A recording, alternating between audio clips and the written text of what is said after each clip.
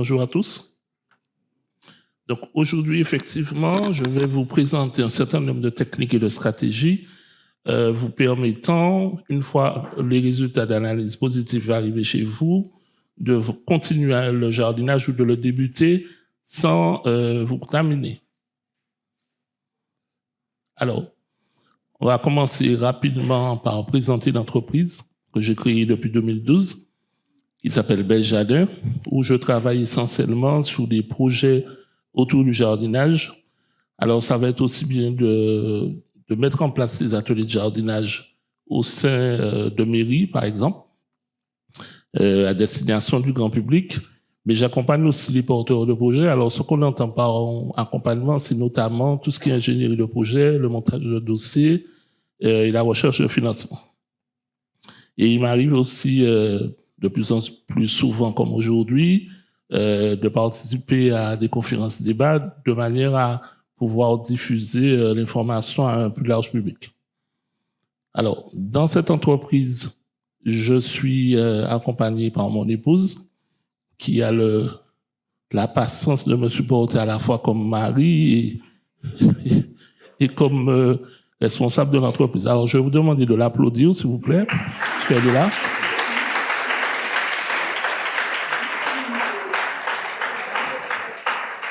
Merci pour elle. Elle n'était pas prévenue, hein, donc. Alors, pour illustrer mon propos, je me suis abondamment servi des éléments qu'on retrouve dans le guide des bonnes pratiques du programme JAFA. Donc, je vous le conseille, c'est très bien fait, c'est un beau boulot. Et ça vous permet d'avoir des éléments très synthétiques et bien expliqués. Alors, comprendre les analyses de sol, c'est-à-dire une fois que vous avez l'analyse en main, qu'est-ce qu'il faut faire? Alors, ces analyses ont deux objectifs. Premièrement, vous dire si votre sol est contaminé ou pas. Évidemment, si votre sol est contaminé, vous faites entre guillemets ce que vous voulez. Si votre terrain est contaminé, il va falloir savoir de manière relativement précise le niveau de contamination. Parce qu'évidemment, une contamination faible et une contamination forte, la conduite à tenir n'est pas tout à fait la même. Alors, je ne sais pas si c'est visible, oui, un peu. Alors, vous avez une contamination de moins de milligrammes de chlordécone par kilo de sol. Alors, je vous ai mis ici quelques conversions pour ceux qui ont oublié les cours du primaire, qui permettent de voir ce qu'on entend exactement par milligramme. Donc, c'est la millième partie du gramme qui est lui-même la millième partie du kilogramme. Donc, ça veut dire qu'un milligramme, c'est très petit, mais on parle de molécules qui sont très toxiques, comme ça a souvent déjà été dit, et du coup, la présence même infime est dangereuse. Alors, en fonction du type de fruits et légumes que vous allez consommer, le risque est plus ou moins grand. Certains sont dits plus sensibles que d'autres. Donc, le mieux, c'est déjà de récupérer cette liste dans le guide, de manière à savoir, en fonction du niveau de contamination de votre sol, ce que vous pouvez tenir comme conduite.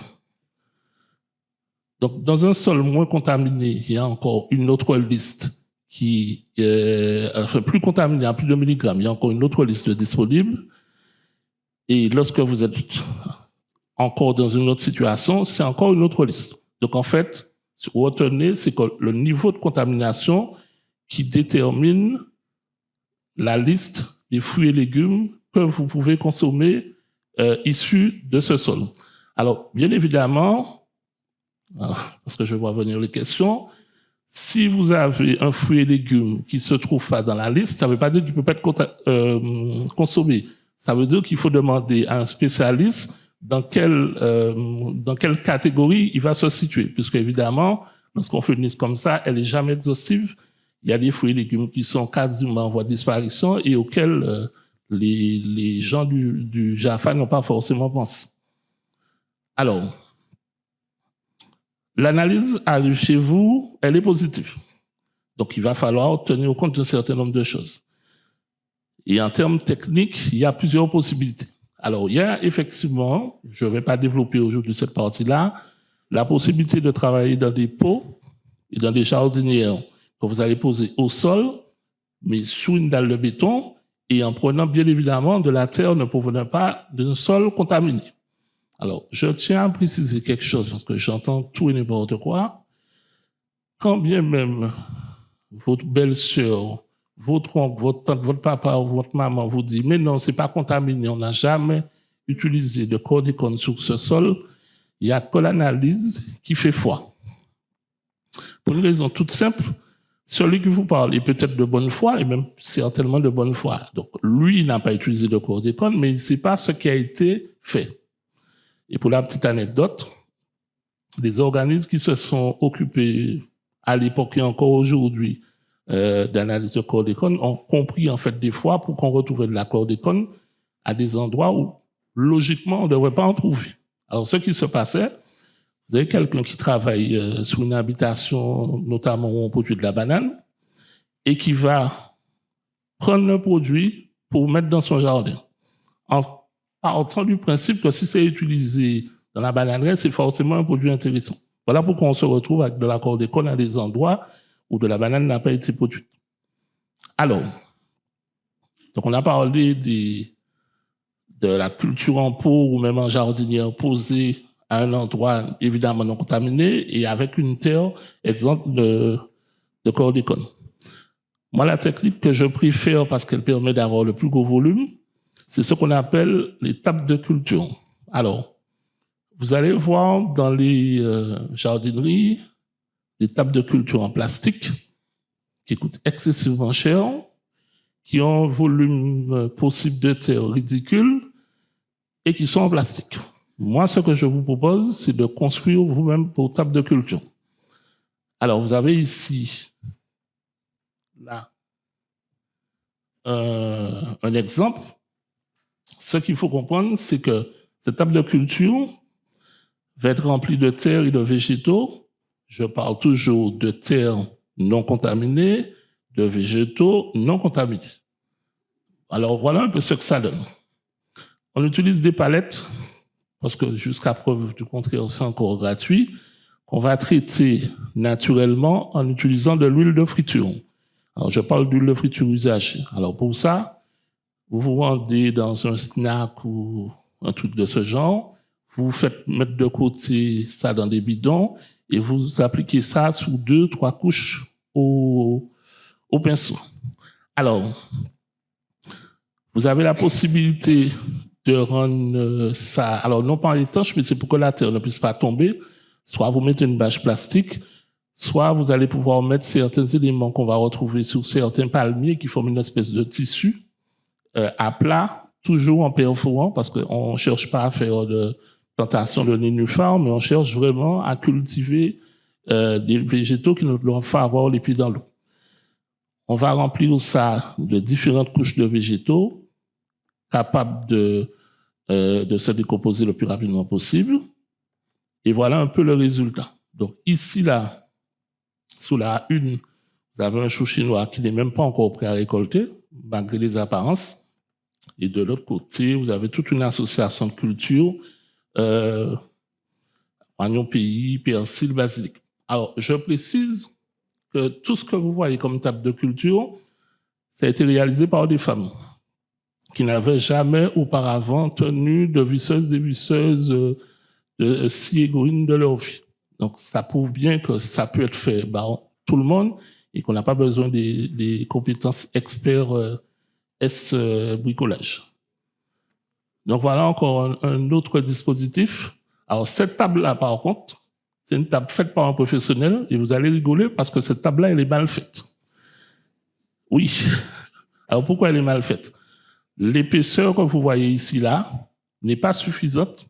Et en fait, lorsque vous allez cultiver dedans, là où dans d'autres tables, vous pouvez faire même de l'igname parce qu'il y a une épaisseur suffisante, donc un légume racine peut pousser, là, c'est un peu trop réduit.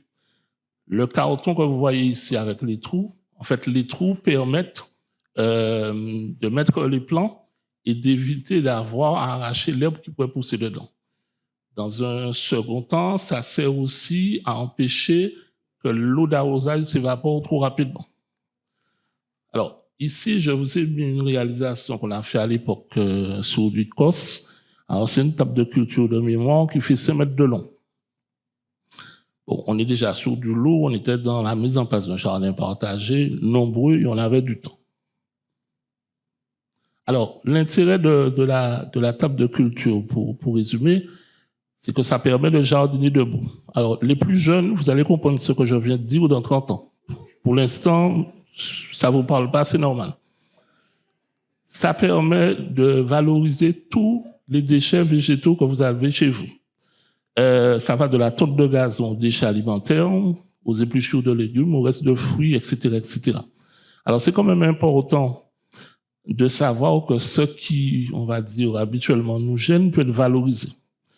Et les professionnels comprendront de quoi je parle. Ça vous permet d'atteindre un haut niveau de fertilité. C'est-à-dire que le niveau de fertilité que vous allez mettre en place dans une table de culture, vous n'aurez jamais ça au sol. C'est pas possible de concentrer autant de matière organique dans un sol.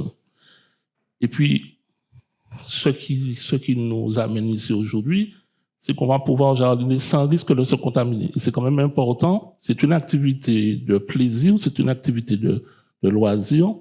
Il ne s'agit pas de venir se rendre plus malade qu'on ne l'est déjà. Alors, je vous donne un peu la recette, même si j'aime pas trop le mot, mais je sais que c'est une attente forte de comment on va organiser en fait les couches dans la table de culture lorsqu'on la remplit. Alors, en partant du fond, donc la première couche, c'est la première couche au niveau de la partie perforée. Donc, vous allez mettre une couche de feuilles mortes. Peu importe l'arbre, à partir du moment où c'est pas du mansoligné, c'est bon. Deuxième couche de la tonte de gazon sèche. Alors, vous allez me dire pourquoi sèche. Si vous mettez une tonte de gazon verte, elle va beaucoup fermenter, monter en température. Et si vous avez des racines de ce que vous avez planté qui rentrent en contact avec, elles vont griller sur place. Votre troisième couche, ce sera 10 cm de terre, toujours certifié sans chlordécone, bien évidemment. Et la quatrième couche, c'est une couche de tonte de gazon, toujours sèche. Et en fait, pour planter, vous écartez la dernière couche, vous faites un trou et vous mettez vos plants. Et la dernière couche de tonte de gazon va servir exactement à la même chose que le carton que je vous ai montré dans la précédente table de culture. De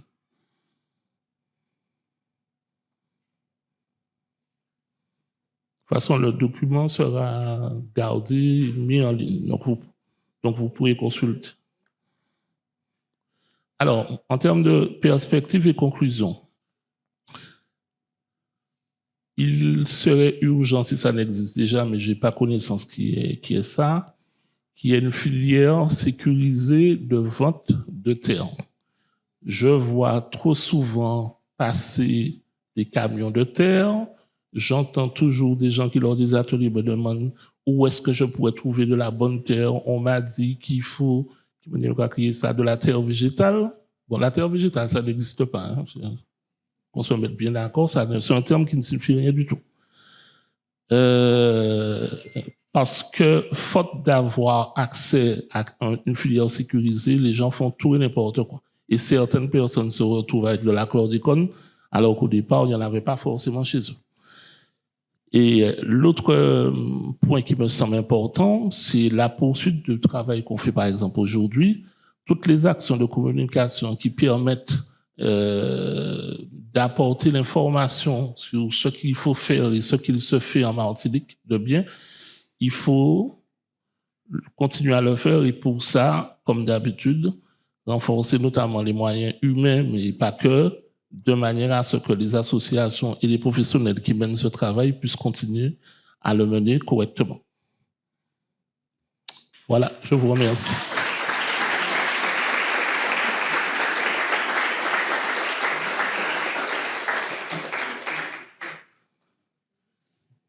Alors, quelques questions à Olivier, avant qu'on fasse la pause. Qui veut poser des questions ?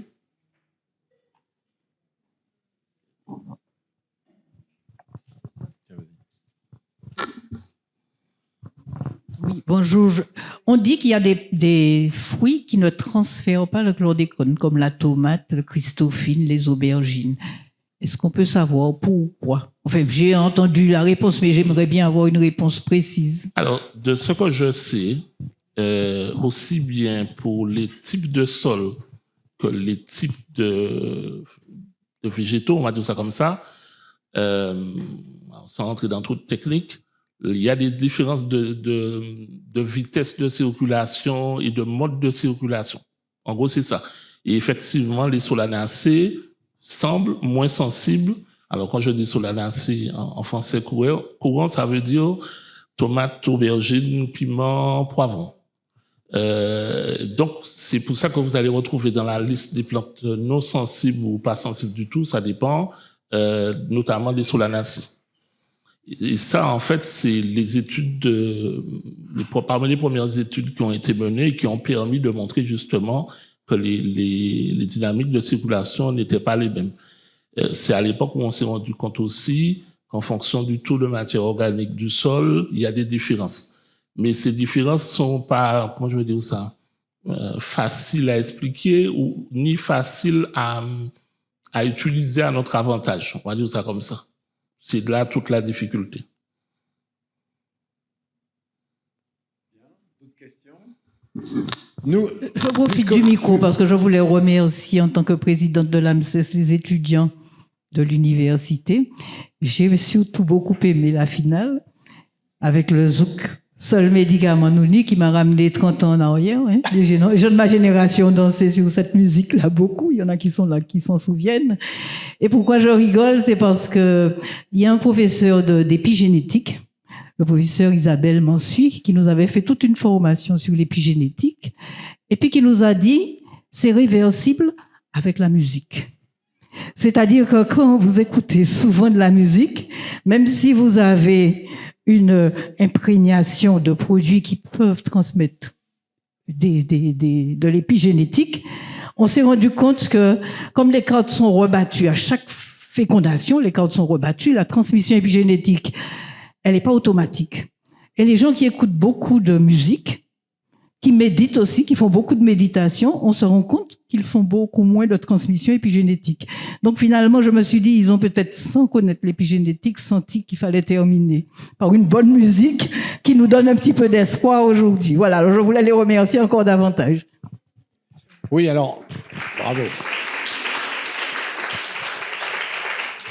Donc, puisqu'on est dans la recherche de l'autonomie alimentaire, eh bien maintenant, on n'a plus qu'à cultiver en permaculture en musique. Des questions, d'autres? Oui, Madame Duboléotin, allons-y.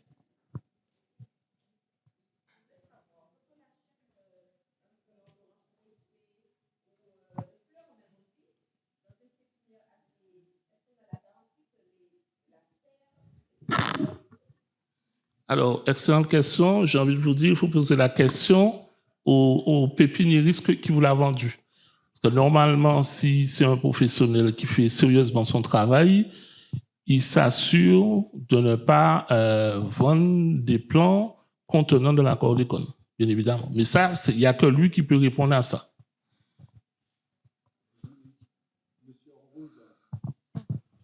Oui, bonjour. Donc, Malik Malsa, je suis agriculteur sur Sainte-Anne. En fait, j'avais une question un peu à poser à la fois à Olivier, mais aussi à Madame de la CTM par rapport aux analyses. Ma question, c'est par rapport à l'eau. À l'eau, nous savons que l'eau est indispensable pour faire pousser les plantes et parler donc de la qualité d'eau d'irrigation. Alors, à Madame de la CTM, parce que il y a le périmètre irrigué du sud-est, autrement appelé l'eau de la Manzo, qui permet donc aux agriculteurs, notamment donc du sud de la Martinique, mais au-delà, puisqu'on parle donc de l'eau de façon globale, donc connaître un peu la qualité de l'eau d'irrigation que nous utilisons et savoir également quel impact que ça pourrait avoir donc sur nos terres, notamment celles dites non chlordéconées après analyse. Donc, est-ce que l'eau, très clairement, un véhicule donc pour la chlordécone, en tout cas sur nos terres qui pourraient être non contaminées. Merci. Alors, je commence à répondre. Malik et moi, on se connaît, donc je ne vais pas tourner autour du pot pendant 150 ans. Première chose, la seule manière de savoir, c'est de faire une analyse. Enfin, des analyses, en l'occurrence. La deuxième chose, alors des analyses de l'eau, et la deuxième chose, c'est de faire des analyses de prendre des parcelles, un certain nombre de parcelles représentatives, et de mesurer pour les parcelles qu'on savait pas contaminées au départ, si elles sont contaminées. Voilà. C'est pas plus compliqué que ça à mettre en œuvre, mais à mon humble avis, la question, il faudrait se la poser, notamment parce qu'on a des professionnels, des agriculteurs, qui font l'effort de faire un type d'agriculture très respectueux de l'environnement, et ce serait dommage que cette catégorie de professionnels soit impactée par une molécule qu'ils n'ont pas choisi de mettre sous leur parcelle. Réponse claire, précise.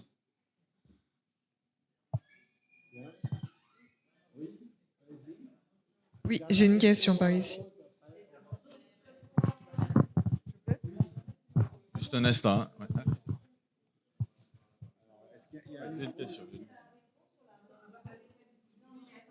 Passe. Oui. Pour qu'elle puisse répondre.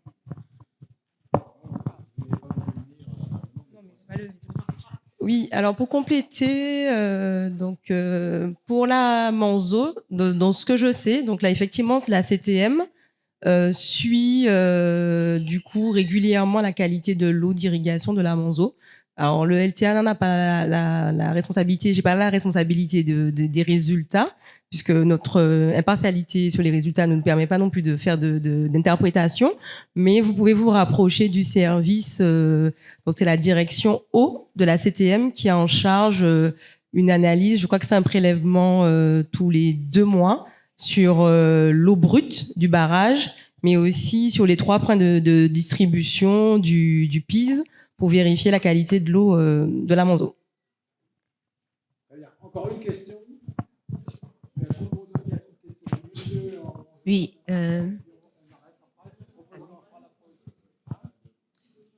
Excusez-moi, je voudrais savoir.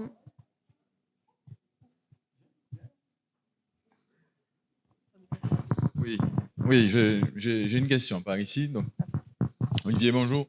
Bonjour. Tu as dit quelque chose de très intéressant, important dans ton intervention, c'était l'idée d'essayer de développer une filière de terre sans chlordécone. Il y a quelques années, il y avait pas mal de pistes qui étaient diffusées à droite, à gauche concernant des techniques éventuelles de dépollution à base de bactéries et autres. Et puis, il y a 2 enjeux. C'était est-ce que ça fonctionnait? Et le deuxième enjeu, est-ce que c'était envisageable sur des dizaines d'hectares par définition? Non. Par contre, dans une filière de coopération avec les pépiniéristes, ça pourrait, sur une échelle bien plus réduite, commencer à avoir du sens. Donc, est-ce qu'on est l'état de l'art, justement, sur tout ce qui relève de la dépollution de terre, des techniques, de la recherche? J'avoue que j'ai entendu beaucoup de choses, j'ai lu beaucoup de choses, mais rien de concret qui soit arrivé jusqu'à moi. Et comme je cherche souvent, j'ai vu même des gens affirmer sur les réseaux sociaux qu'ils avaient the technique, mais bon, j'avoue que moi je suis preneur, hein, évidemment que ça m'intéresse, mais pour l'instant, rien de concret. Alors, je veux bien avoir tort. Si j'ai tort, tant mieux.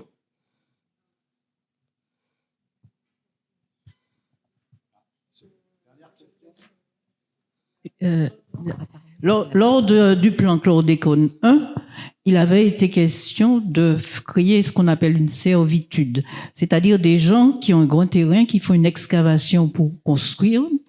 Si ce terrain était chlordéconé, interdire totalement, juridiquement, toute vente, parce que c'est souvent comme ça que ça se passe. Quelqu'un fait une construction, il a beaucoup de terre et il donne à sa famille. Mais cette terre, il ne l'analyse pas. Donc, il était question de faire une servitude juridiquement pour toute excavation, faire un dosage de chlordécone et interdire le transfert, la vente de chlordécone. Mais ça n'a pas abouti, au plan chlordécone. Il y a eu beaucoup de réticences. Dommage. Mais c'est vrai qu'il y a beaucoup de gens qui ont contaminé leur terrain par un apport de terre de proches personnes particulières. Voilà.